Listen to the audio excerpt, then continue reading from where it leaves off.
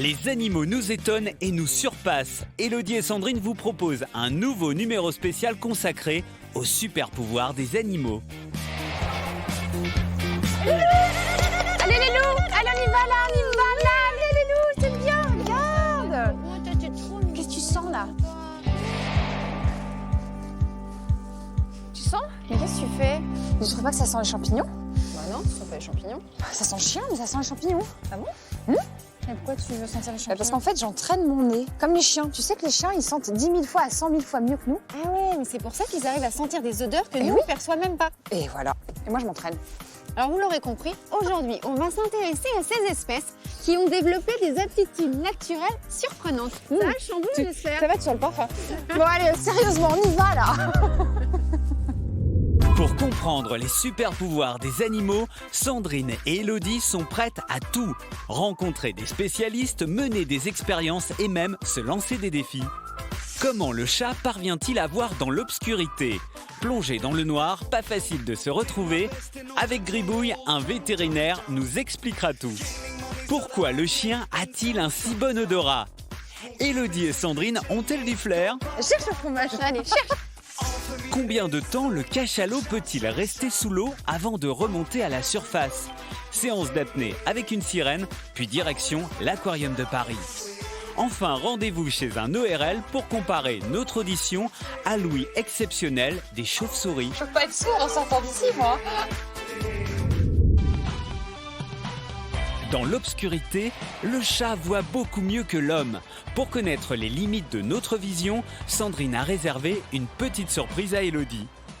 Nous allons essayer de voir dans le noir comme les chats. Mais alors, contrairement à ce que tout le monde pense, les chats ne voient pas dans le noir le plus total. Il leur faut quand même une source de lumière. Alors avec Élodie, on va rentrer dans une salle obscure. Moi, j'entre par ici, Élodie de l'autre côté, et on va essayer de se retrouver. Va-t-on y arriver? La réponse tout de suite.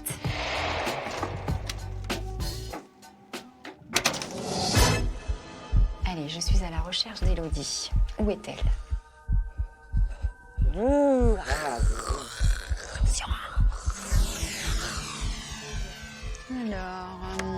je la vois pas pour le moment. En fait, comment se faire repérer grâce à son cadreur? Ah, tu m'avais vu! Alors viens, on se recache. On se recache, on recommence.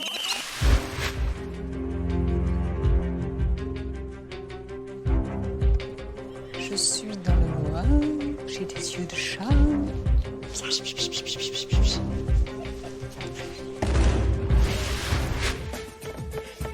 Tu es là, juste là. Tu cours, en plus on dirait un hippopotame.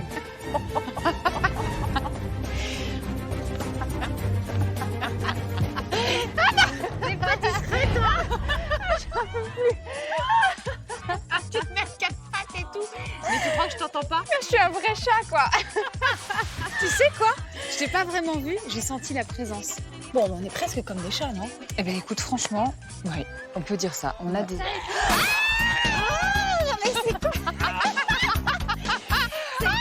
Le traducteur de Sophie s'est transformé en mort-vivant. Il regarde trop de séries télévisées. Expérience réussie, mais c'était quand même assez compliqué. On n'a pas du tout la même vue que les chats. Alors, ce que je vous propose, c'est de rencontrer un vétérinaire spécialisé en ophtalmologie pour en savoir un petit peu plus sur leurs yeux. On y va? Rendez-vous à Arcueil, au centre hospitalier vétérinaire Frégis. Sandrine y retrouve Guillaume, l'ophtalmo des animaux. Sandrine, venez, c'est par là. Entrez, je vous en prie.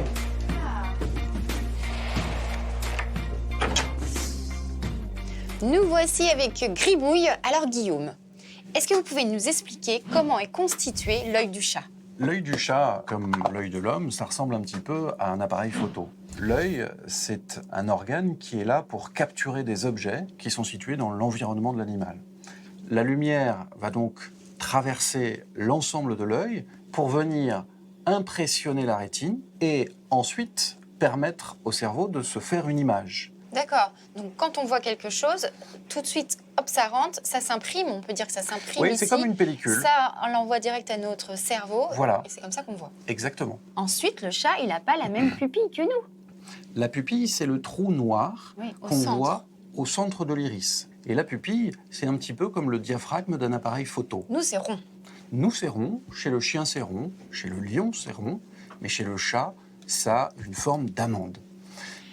Mais la forme de la pupille en amande n'est pas la même lorsqu'il y a beaucoup de lumière et lorsqu'il y a peu de lumière. Quand il y a beaucoup de lumière, comme dans la salle, on le voit, les pupilles du chat sont relativement contractées. Parce que la rétine n'a pas besoin de recevoir autant de lumière, sinon elle va être totalement illuminée.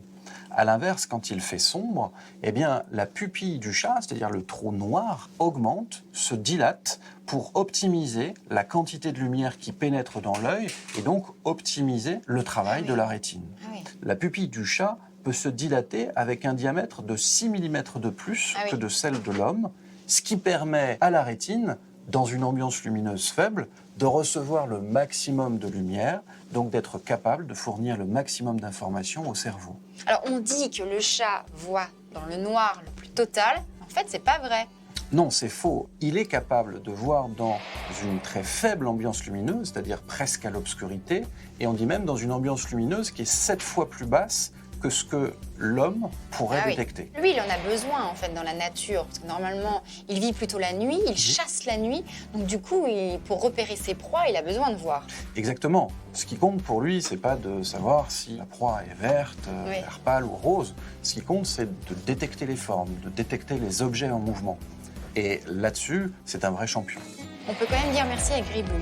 C'est prêté au jeu quand même, parce qu'il est hyper sage, ce chat. Elle a été formidable. Ouais. Je me suis fait un super pote, il s'appelle Gribouille, et en plus de ça, il a des super yeux. Retrouvons Élodie dans le Bois de Vincennes, au Parc zoologique de Paris. Parmi les 180 espèces présentes, elle va s'intéresser à celle qui n'a pas besoin de ses yeux pour voir.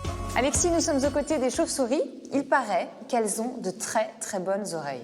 Alors, elles utilisent beaucoup ce sens de l'ouïe pour se nourrir, pour se déplacer et pour communiquer entre elles. C'est vrai sur une grande majorité des espèces, sur celles qui chassent, elles pratiquent ce qu'on appelle l'écholocation, c'est-à-dire qu'elles envoient des ondes qu'elles émettent grâce à une modification qu'elles ont fait dans leur larynx, qui vont aller toucher un obstacle qui, on l'espère, est la proie qu'elles chassent.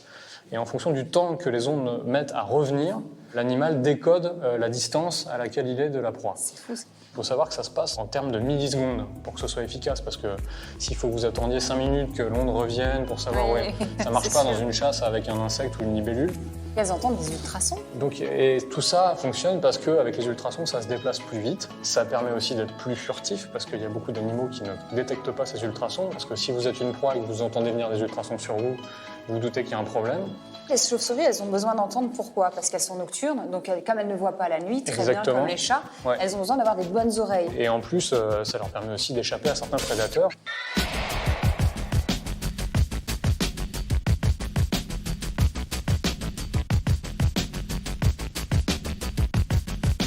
Et alors, il y a d'autres animaux qui utilisent l'écholocation ? Oui, il n'y a pas que les chauves-souris, il y a des beaucoup plus gros animaux qui l'utilisent, notamment les cétacés. Oui, donc comme ça les dauphins, les baleines, les rorquals. En fait, l'homme s'est un peu inspiré des chauves-souris et des cétacés pour créer le sonar. Oui, c'est un sonar qui était très perfectionné chez les animaux et on l'a utilisé à des fins militaires, à des fins industrielles, mais aussi à des fins médicales, parce qu'on parle toujours du radar ou du sonar, des sous-marins, mais c'est exactement le même principe que l'échographie. Et tout ça, pour nous, est analysé par un ordinateur, mais ce qu'il faut bien comprendre, c'est que pour eux, c'est analysé par le cerveau. C'est incroyable. Et ça va beaucoup plus vite. Merci les chauves-souris. Elles nous regardent là comme ça, avec leurs yeux tout comme ça. On va sortir, on va les laisser tranquilles. On va éteindre la lumière. Ouais. Les chauves-souris peuvent entendre les ultrasons. Et nous, avons-nous cette capacité ? Élodie est allée poser la question au docteur Toupet, ORL. Bonjour Mélodie, entrez donc. Mélodie, pas Mélodie. Vous voulez que je chante une chanson ? Mélodie. Allez, on recommence. Allez, ça commence bien. Bonjour docteur. Bonjour Élodie. Comment ça va ? Moi, ça va très bien. Voilà, Entrez. on est dans une pièce là. J'ai l'impression qu'on va passer un examen, docteur. C'est ça ? Effectivement, on va tester votre audition pour voir jusqu'où vous entendez. Alors justement, docteur, j'ai été voir les chauves-souris tout à l'heure. On nous a expliqué qu'elles entendaient des sons que nous, on n'entendait pas, des ultrasons. Elles entendent comme nous, mais des sons plus élevés que nous en fréquence. Alors un son, c'est une vibration dans l'air. Nous, on entend de 20 Hertz, des gros trucs, à du très très aigu, 20 000 Hertz. La chauve-souris entend des sons au-delà de 20 000 Hertz, jusqu'à 50 000, jusqu'à 100 000 Hertz. Ces ultrasons servent pour les chauves-souris, vous savez bien, qui vont dans la nuit, en voletant, attraper des insectes qui croyaient être protégés par l'obscurité et qui vont le localiser et attraper au vol. Donc l'écolocation. L'écolocation, si nous l'avons, il y a des aveugles qui ont appris à écouter non pas les ultrasons, mais l'écholocation, me localiser grâce au son, grâce à l'écho sonore. On va vous faire écouter des sons, du très grave pour l'humain au très aigu pour l'humain. D'accord. Et on va vous emmener ensuite dans le très très aigu pour voir un peu où vous en êtes. Et puis vous allez lever la main pour me dire quand vous entendez. Puis vous baissez la main quand vous n'entendez plus. Okay. On va monter les sons, on va les descendre. Et après, on va aller voir les très hautes fréquences jusqu'à 18 000 Hz. Je me concentre sur les sons que j'entends. On va tout doucement se promener d'octave en octave, c'est-à-dire on va sauter le double 125, 250, le double 500. Puis là, on arrive dans les zones du langage, 1000, 2000. Et on va aller jusqu'à 8000, le très très aigu, inchantable. Très bien, Élodie. Là, on a fait l'audiogramme normal qu'on fait à tout le monde. D'accord. Chez vous, pour aller voir le monde des chauves-souris, on va tester encore plus aigu. On va aller de 8000 à 18 000 Hz, voire 20 000 si vous êtes capable de l'entendre. Ah oui, effectivement, c'est plus aigu, oui. Ah, c'est même très désagréable. Effectivement, le seuil où on commence à entendre ces sons est à la limite insupportable. Ah, c'est le trait sur le tableau, là. Ah! J'ai l'impression d'être chez le dentiste. Vous savez, le... Oui, oui. Ah, Maintenant, on va vous faire entendre encore au-delà. Oui. Ça ne va pas faire plus mal, pour des raisons simples. D'accord. On va envoyer du 20 000 Hz. Remettez le casque. 20 000 Hz. 20 000 Hz. Écoutez bien. On va monter l'intensité. Ça va pas me détruire le tympan, hein. Je veux pas être sourde en sortant d'ici, moi. Eh ben non, je suis pas une chauve-souris. C'est la limite, voilà. Et les sons qui faisaient mal tout à l'heure, les chauves-souris, elles adorent ça. C'est leur monde. Elles se promènent dans ce monde-là qui, pour elles, n'est pas douloureux du tout. Permanence. Mais oui, eh oui. bah. C'est comme ça qu'elles se débrouillent entre elles. Merci, docteur. Merci beaucoup. Voilà, donc le test est très favorable. Notre enquête se poursuit dans les Hauts-de-Seine, à Villeneuve-la-Garenne. Sandrine va plonger dans le Grand Bleu, à seulement quelques minutes de la capitale. Me voici dans un centre de plongée avec une fosse qui descend jusqu'à 20 mètres de profondeur. D'ailleurs, les plongeurs sont déjà là pour s'entraîner. Et ici, je vais retrouver Claire qui pratique l'apnée avec une monopalme et la plongée. Et avec elle, on va se comparer aux mammifères marins. Les mammifères marins peuvent rester plusieurs minutes, voire des heures sous l'eau. Nous, on aimerait bien les égaler. Mais comment y arriver? C'est ce que nous allons voir avec elle.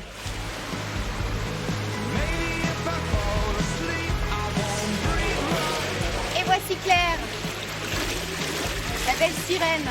Bonjour. Bonjour, ça va bien Claire? Ça va. Toi, ton travail, c'est d'être une belle sirène. Explique-nous.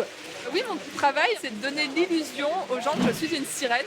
Et pour ça, du coup, il faut vraiment évoluer dans l'eau avec le plus de facilité possible, de donner l'impression que c'est vraiment mon élément. Ton record, c'est quoi? Donc, je reste à peu près 3 minutes en apnée statique. On aimerait vraiment égaler les mammifères marins, mais comment aller plus loin pour faire comme eux? On s'inspire beaucoup effectivement des mammifères marins, notamment par exemple des dauphins. Le dauphin a toujours inspiré l'homme et dans la nage en monopalme, par exemple, une monopalme, hop, voilà, c'est inspiré de la nageoire caudale du dauphin.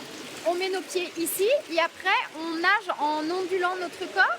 Oui, la nage s'inspire vraiment de l'hydrodynamisme du dauphin, donc c'est tout à fait ça. Les apnéistes professionnels utilisent une combi qui s'inspire des poissons et des mammifères marins. Il y a des combinaisons en fait qui s'inspirent même de la peau de requin. Il y a des écailles très très très serrées dans la peau de requin et donc ces combinaisons essayent d'imiter cette peau qui en fait permet de glisser dans l'eau et de gagner quelques secondes précieuses de temps. Parce qu'elle est très proche en fait. Elle est extrêmement serrée. Elle limite du coup tous les frottements lorsqu'on plonge. Avec Claire, on va essayer de battre le record d'apnée. Enfin surtout toi, parce que moi, à mon avis, ça va pas donner grand chose. Au bout de 30 secondes, même pas, je serai déjà à la surface. Là, on inspire, on fait comment? On inspire en gonflant au maximum ses poumons, en gonflant son ventre aussi. Et ensuite, on expire en se vidant bien les poumons. Et on fait ça plusieurs fois. Et après, on part.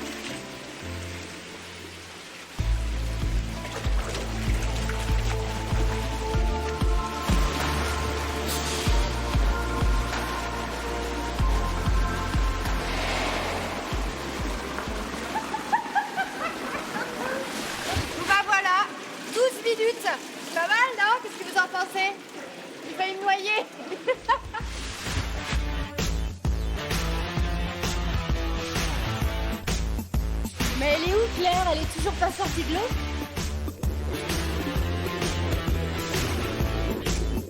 Et après 3 minutes, Claire remonte enfin à la surface.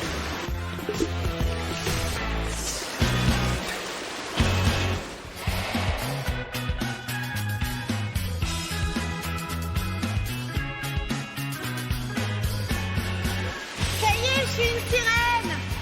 Ouais! Après avoir testé sa capacité à retenir sa respiration sous l'eau, Sandrine va découvrir pourquoi les mammifères marins restent les champions en apnée. Et pour cela, elle se rend à l'Aquarium de Paris.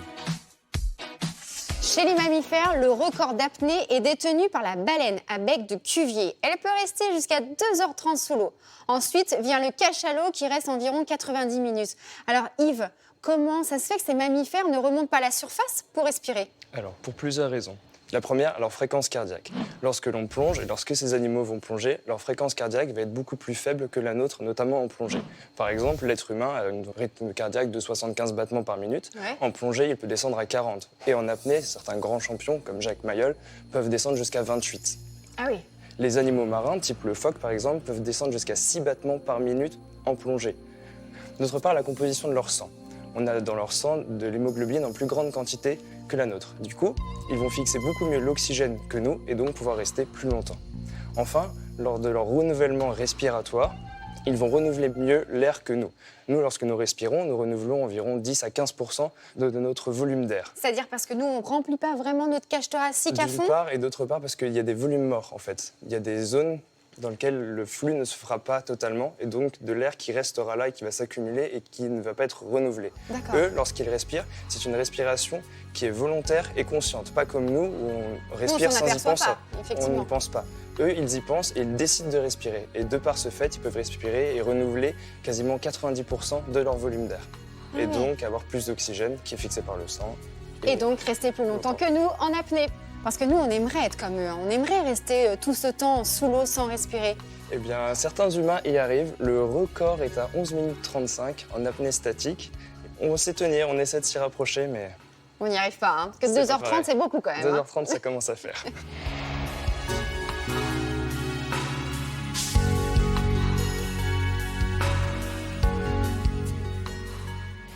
Mais en fait, ces mammifères marins, est-ce qu'ils ont exactement le même appareil respiratoire que nous? Eh bien non, l'anatomie n'est pas totalement pareille. Un mammifère marin type dauphin va respirer par un trou que l'on appelle l'évent. Ouais. Donc l'air va rentrer par cet évent et aller directement au poumon. Un dauphin ne peut pas respirer par la bouche. Mais ce qui explique que lorsqu'il mange sous l'eau, il ne s'étouffe pas. Ah oui, la nature est bien faite. hein. La nature est bien faite.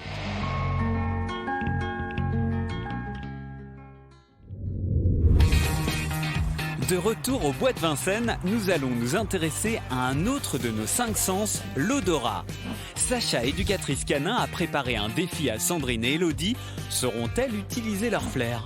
Je vais aller vous cacher ce magnifique camembert. Tu vois?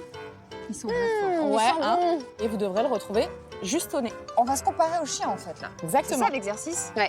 Ok, très bien. Ok, alors on cache ferme les les yeux là. Allez, c'est parti. Tu as les fermés? Non, je les ai ouverts moi. Mais ferme tes yeux. Mais non, mais elle est Mais partie. si. Mais je regarde pas, je triche pas. Tu crois qu'on a trouvé le fromage? Je sais pas.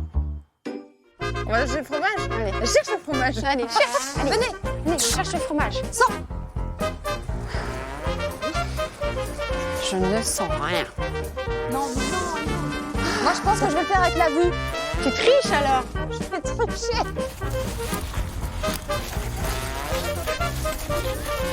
Les chiens, regarde, les chiens l'ont mangé. C'est les chiens qui ont trouvé en premier le fromage. C'est bon, hein, le bon fromage. Tu fais avec les mains? Bon, bah écoute, c'est du fromage. Moi, j'adore le fromage. Je comprends les chiens, hein, j'adore ça, moi aussi. Bon les filles, moi je vais vous laisser. Vous allez peut-être pouvoir déguster un peu le fromage. Hein. Regarde. Ça sent bien. Très sympa. Moi je prends les chiens et je vais aller voir un vétérinaire pour en savoir un peu plus sur l'odorat. Vous venez avec moi les loups? Allez, on y va. Salut. À plus. Salut.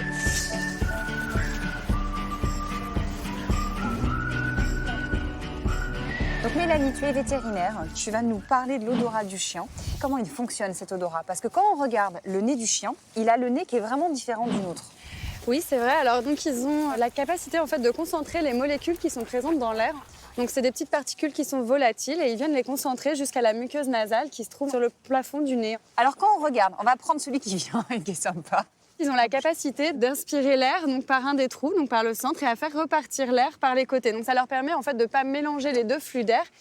Ils ont la possibilité de sentir et d'interpréter les odeurs et la provenance des odeurs. Donc c'est-à-dire que si Mishka sent une odeur qui vient de sa gauche, il est capable de le différencier d'une odeur qui vient de la droite. Donc c'est un peu comme s'il reniflait en stéréo. Ça veut dire qu'avec la narine gauche, il va sentir l'odeur qui vient de gauche et avec la narine droite, sentir l'odeur qui vient de droite. C'est génial ça, spécialement. Oh, ah bah oui, on parle de ça, t'éternues, hein. Bah oui, bah oui.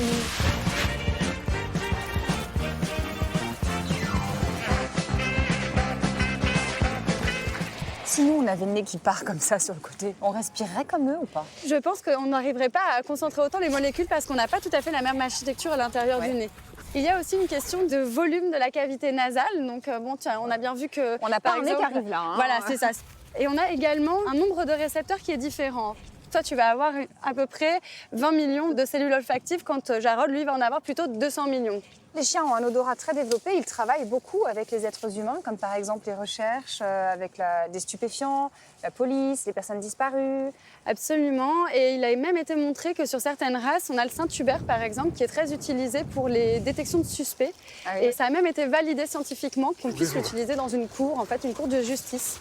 C'est-à-dire qu'en fait, il y a des chiens qui ont un flair et un odorat plus développé que d'autres chiens. Absolument. On a déjà des races qui sont prédisposées, comme le berger allemand, par exemple, comme Jarod, et le beagle aussi.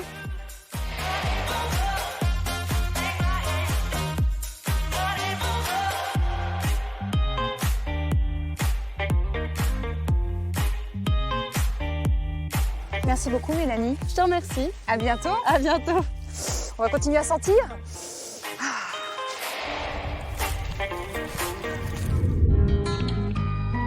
Notre enquête se termine à l'Aquarium de Paris.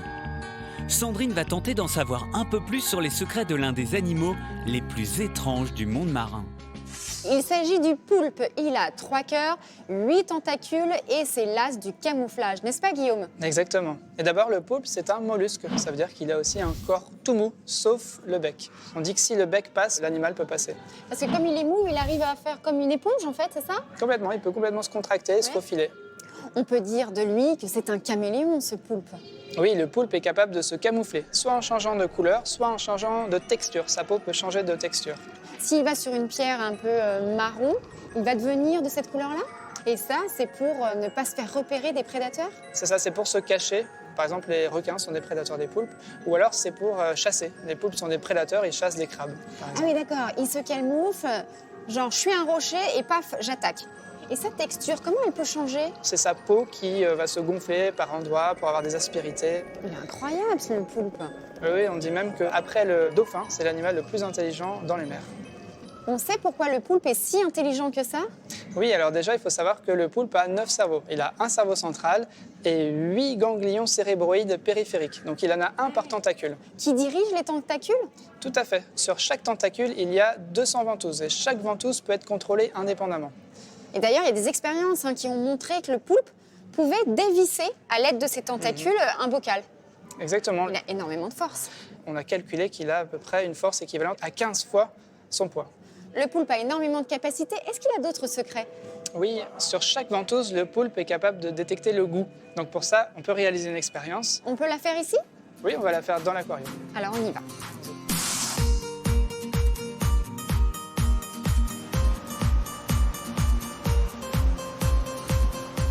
Comment il s'appelle? Pulpo. Pulpo. Ah oui. Et il colle. Ah mais ça colle vraiment. Attends, mais non. Ça colle vraiment trop là. On va insérer 2 tubes dans l'aquarium. Ça va consister à prouver que le poulpe a une bonne vue. Parce que la proie préférée du poulpe, c'est le crabe. Là, on va mettre un petit crabe vert dans un tube et dans l'autre, on mettra une sucette. On va mettre le crabe ici. Hop, et la sucette ici. On va voir si le poulpe se dirige vers le crabe ou la sucette. Le poulpe a une super vue. Le poulpe a une très bonne vue. Il va détecter tout de suite le crabe et puis il va se jeter dessus.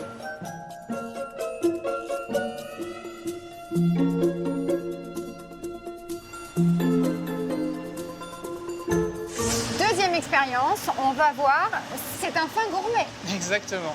Donc on va cacher en fait ce qu'il y a dans les tubes. Et puis il y a un petit trou tout en bas du tube.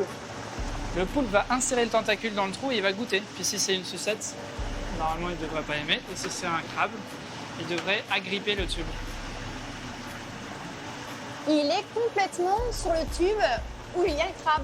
Exactement, il s'est positionné sur le tube qui est occulté et à l'intérieur duquel il y a le crabe. Donc ce n'est pas grâce à la vue qu'il a trouvé le crabe. C'est grâce à son tentacule et à son goût qu'il a au bout de chaque ventouse. C'est comme notre langue qui sert à goûter. Merci beaucoup Guillaume, c'était hyper intéressant. On a appris vraiment beaucoup sur le poulpe. C'est un animal hyper impressionnant, incroyable. Hein? C'est un super animal. Vous l'avez compris, le poulpe est un mollusque. Il a le corps mou, il peut se faufiler partout. C'est ça qui a intéressé des chercheurs pour créer des robots souples, notamment pour aller rechercher des personnes enfouies sous des décombres. Le poulpe a également inspiré le corps médical. Une équipe de chercheurs a mis au point un bras en forme de tentacule de poulpe pour pouvoir accéder à des zones exiguës du corps humain lors d'opérations. C'est la chirurgie mini-invasive. Allez les loups! Allez, venez, on y va là! Allez, allez, allez! Non, tu regardes pas Sacha, c'est moi qui regarde. C'est moi que tu regardes. Et bien voilà, c'est avec nos nouveaux copains que notre émission touche à sa fin. On espère que vous avez passé un agréable moment en notre compagnie et tous nos passionnés d'animaux. Si vous le souhaitez, vous pouvez voir ou revoir les émissions sur le site de la chaîne c8.fr et nous suivre sur les réseaux sociaux. Allez, on vous dit à très bientôt sur les animaux de la 8. Bye bye! C'est bien les chiens, bravo! Ah bah voilà! Mais revenez! Eh ben, on est seuls. En fait, c'est pas nos copains. Parce que les copains, ils restent. Vous avez peur, j'espère. Alors vous l'aurez compris, aujourd'hui, tu peux pas le faire si tu me fais ça quoi. Ah, mais c'est quoi? Il le fait bien en plus, il fait ça. T'as de beaux yeux, tu sais. Bah, ils reviennent quand même, ils reviennent. Oh, ça va, ils sont sympas. Bye bye.